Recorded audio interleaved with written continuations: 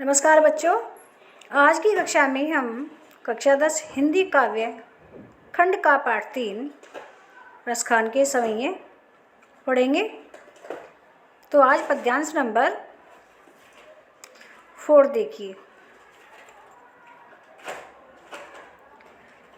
जा दिन ते वह नंद का छोरा, या बन धेनु चराई गइयों।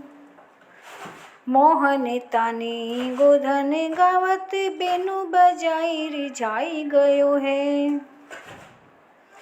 वादिनी सो कछु टोना, सौ कई रसखानी ही में समाई गई है। कौने काहू की कानी करे, सी गिरो ब्रज बीर बिकाई गई है। इस पद में रसखान ने कहा है कि एक गोपी दूसरी गोपी से श्री कृष्ण के प्रभाव का वर्णन करती हुई कहती है। ये गोपी दूसरी गोपी से कहती है कि हे सखी, हे सखी, जिस दिन से वह नंद का पुत्र इस वन में अपनी गायों को चराकर ले गया है, वे कह रही हैं कि जा दिन ते वह नंद का छोरा, या बन धेनु चराई गयो है। कि जिस दिन से वह नंद का छोरा, नंद का पुत्र, छोरा कहते हैं पुत्र को, नंद का पुत्र इस वन में गायों को चरा कर ले गया है, उसी दिन से जब श्री कृष्ण जी गायों को चराते थे तो वह बांसुरी भी बजाते थे और उस बांसुरी की मधुर तान से सबके मन को मोह लेते थे। वे कह रहे हैं कि हमारे भी मन को मोह लिया है। वे आगे कह रही हैं, मोहन तानी गोधन गावत, धेनु बेनु बजाई रिझाई गयो है। बेनु कहते हैं बांसुरी को। वे आगे कहती हैं कि श्री कृष्ण अपनी गायों को चराते समय अपनी बांसुरी की तान से सबको रिझाते थे। उस दिन से ऐसा लगता है,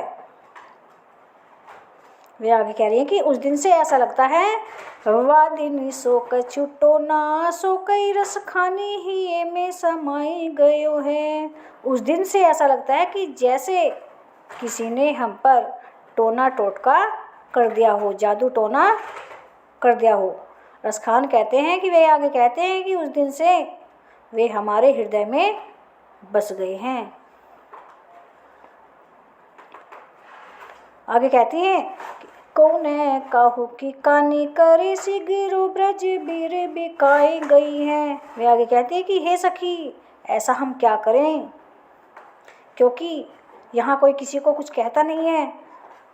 अब तुम ही बताओ कि हम अब ऐसा क्या करें, क्योंकि जो श्री कृष्ण हैं, ऐसा लगता है, हमें ऐसा लगता है कि वे बांसुरी के हाथों बिक गए हैं। श्री कृष्ण भी और जितने भी ब्रजवासी हैं बांसुरी के हाथों बिक गए हैं, हमें ऐसा लगता है। पद्यांश नंबर 5।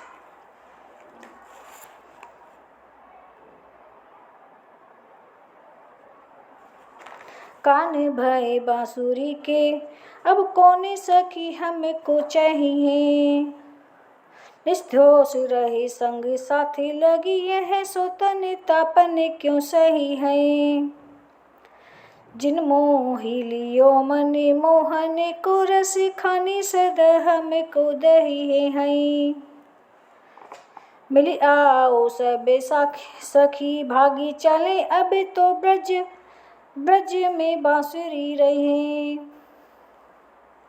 इन पंक्तियों में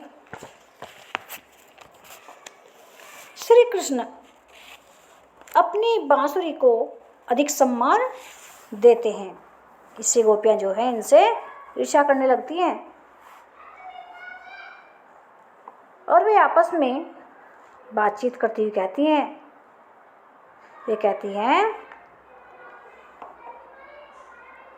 कान भय बस बांसुरी की, अब कौन सखी हमको चाही हो है।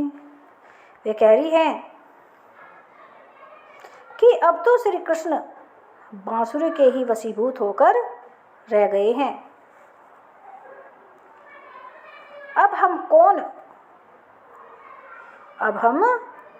हमसे कौन प्रेम करेगा, क्योंकि श्री कृष्ण तो दिन रात अब बांसुरी के ही होकर रह गए हैं।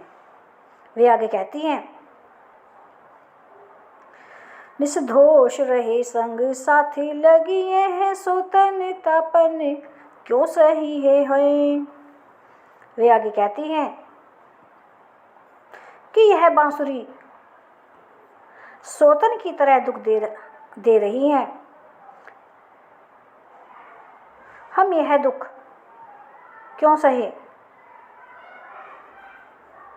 वे आगे कह रही हैं, जिन मोहि लियो मने मोहन को, रस खानी सदा हमको दही हो।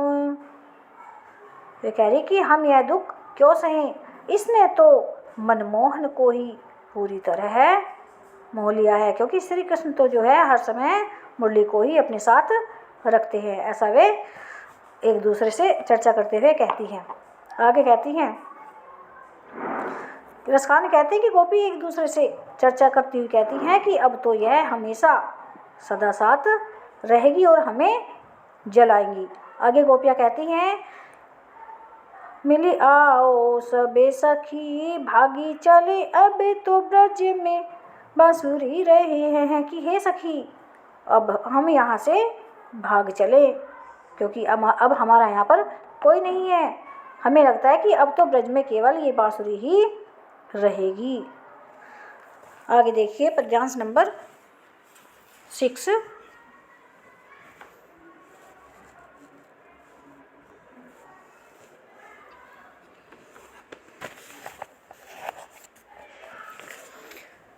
मोर पंखा सिर ऊपर रखिबो, गुंज की माल गरे पहिरोंगी, ओढ़ी पीताम्बर ले लकुटी, बने गोधन ग्वारन संग फिरोंगी। भाव तो वो ही मेरो रस खानी, सो तेरे कहीं संग स्वांग करूंगी। स्वांग का मतलब होता है यहाँ अभिनय करना, नाटक करना। या मुरली मुरली धरे की, अधेरान धरी अधेरान धरूंगी।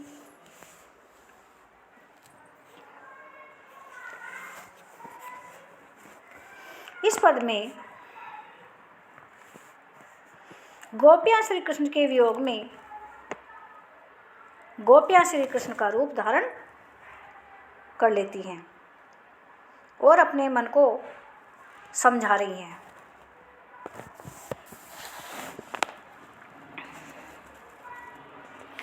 एक गोपी कहती हैं कि मैं तुम्हारे संकेत मात्र से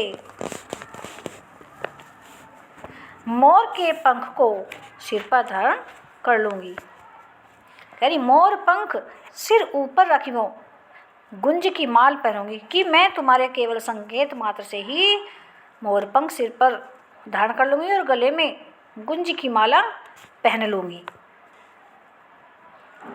और पीला वस्त्र भी ओढ़ लूंगी। आगे कहती हैं, ओढ़ी पीताम्बर ले लकुटी, बने गोधन ग्वारन संग फिरूंगी। तो कह रही पीला वस्त्र भी ओढ़ लूंगी और गैयों के साथ वन में फिरूंगी। फिर वे कहती हैं, भाव तो वो ही मेरो रस खानी, सो तेरे कहे सब स्वांग करूंगी। तुम्हारे कहने पर मैं, वे आगे कहती है कि तुम्हारे कहने पर मैं उन सारी लीलाओं को करने के लिए तैयार हूँ। सारी वही लीलाएं जो श्री कृष्ण करते थे। सिर पर मोर पंख लगाते थे, गले में वैजंती माला पहनते थे, गुंजों की माला पहनते थे और बांसुरी बजाते थे, पीला वस्त्र धारण करते थे। वे कहने की वही सारे कार्य करूँगी जो श्री कृष्ण को अच्छे लगते हैं। जो रस खान श्री कृष्ण को श्री कृष्ण को अच्छी लगती थी, किंतु मैं श्री कृष्ण के अधरों पर सुशोभित होने वाली बांसुरी को अपने होठों पर नहीं लगाऊंगी। ये कह रही हैं आगे, या मुरली मुरली धर की अधराने धरी अधराने धरूंगी। अधरा, अधरा कहते हैं होठों को। मुरलीधर श्री कृष्ण, मुरली बांसुरी। वे कह रही हैं कि मैं सारे काम कर लूँगी, किंतु श्री कृष्ण के होठों पर सुशोभित होने वाली बांसुरी को अपने होठों पर नहीं रखूँगी। कहने का तात्पर्य यह है कि गोपियाँ मुरली से ईर्ष्या करती हैं, सोतन की तरह बर्ताव करती हैं। अतः वे श्री कृष्ण की और सभी लीलाओं का अनुकरण करने को तैयार हो जाती हैं, किंतु बांसुरी को अपने होठों पर रखना नहीं चाहती। आज ये हमारे समय कंप्लीट हो गए हैं। यदि आपको हमारा वीडियो पसंद आया हो तो प्लीज़ सब्सक्राइब कीजिए